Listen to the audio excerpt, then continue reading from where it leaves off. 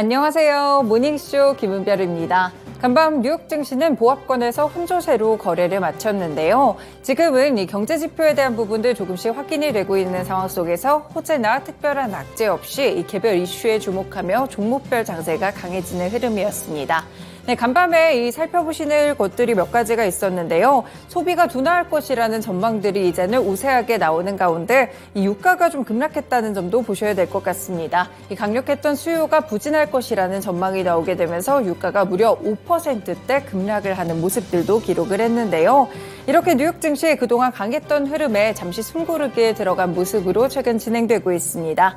한 주의 마지막인 금요일 과연 어떤 전략을 통해서 국내 증시와 연결을 해봐야 될지 그리고 다음 주 11월 후반은 어떤 전략을 선택해야 될지 오늘도 모닝쇼에서 함께 분석해드리겠습니다.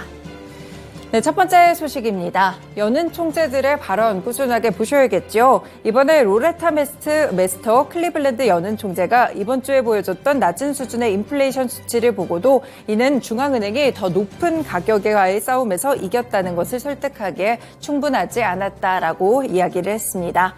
이번에 CNBC와의 인터뷰에서 인플레이션과 눈에 띄는 진전에 대해서 어느 정도의 진전을 보이고 있다는 것은 맞지만 인플레이션이 2%로 돌아가는 시기에 이 적절한 경로에 있다는 것에 대해서는 우리는 추가적으로 더 많은 증거들을 봐야 된다라고 평가를 내리기도 했습니다.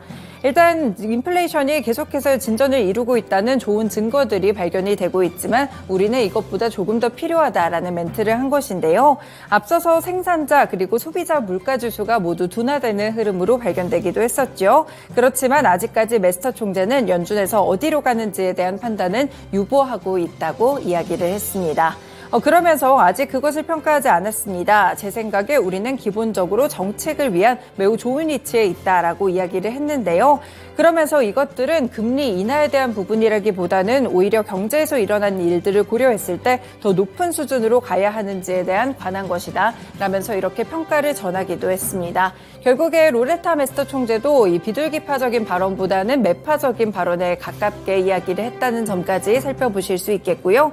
이와 더불어서 리사 쿡 연준 이사도 같은 날 연착륙 가능성은 높지만 확실하지 않다라는 멘트를 했다는 점까지 함께 이렇게 경제 인사들의 발언들 살펴보실 수 있겠습니다. 네, 두 번째로는 매주 발표되고 있는 신규 실업수당 청구 건수 살펴보시죠. 네, 이번에 보시면요. 미국의 신규 실업수당 청구 건수 23만 1,000건을 기록했습니다. 한 주 전 대비 13,000건 정도 증가하는 흐름이었는데요. 월가의 전망치가 22만 2,000건이었기 때문에 이를 웃도는 컨센서스를 웃도는 모습들을 기록했고요. 지난 8월 이후에는 가장 높은 수치가 나왔습니다.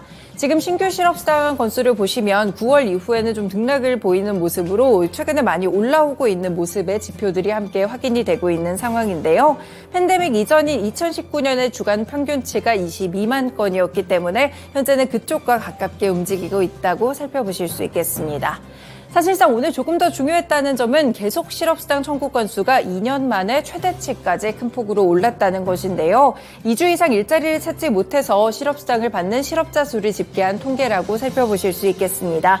186만 5천 건으로 전주 대비 무려 3만 2천 건 뛰어오르는 모습이었고요. 이렇게 8주 연속 상승세를 유지하게 되면서 2021년 11월 27일 주간에 집계됐던 수치 이후에 2년 만에 가장 높은 수치까지 뛰어올랐다는 점 경제지표로 확인해 보실 수 있겠습니다.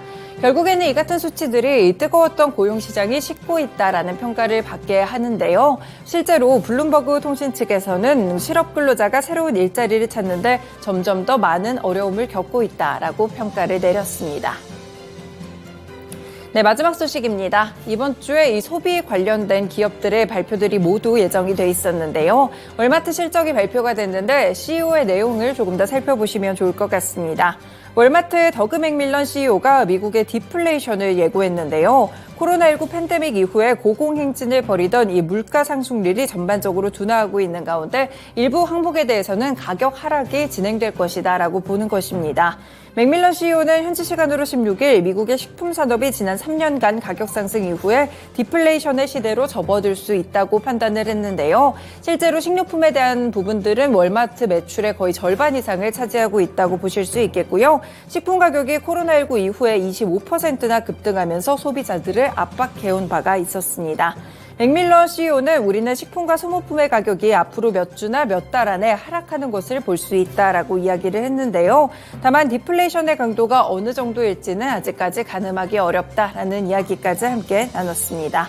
일단 3분기에 월마트 전반적으로 컨센을 웃도는 실적을 발표를 했습니다. 주당 순이익도 1.53달러를 기록하면서 전망치보다 0.01달러 높게 나왔고요. 마찬가지로 매출액도 기대치였던 1,597억 2천만 달러보다 높은 1,608억 달러로 이번에 집계가 됐습니다.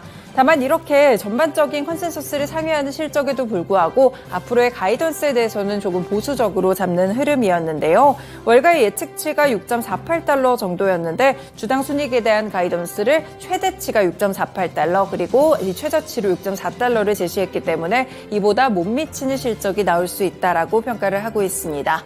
그래서 오늘 월마트 실적 발표 이후에 주가가 좀 큰 폭으로 하락했는데요. 무려 8% 정도의 급락세를 기록하게 되면서 156달러 선에서 거래를 마쳤습니다. 네, 이렇게 월마트의 실적까지 간밤에 있었던 소식들 3가지 브리핑을 통해서 전해드렸습니다. 모닝쇼 본격적으로 출발합니다.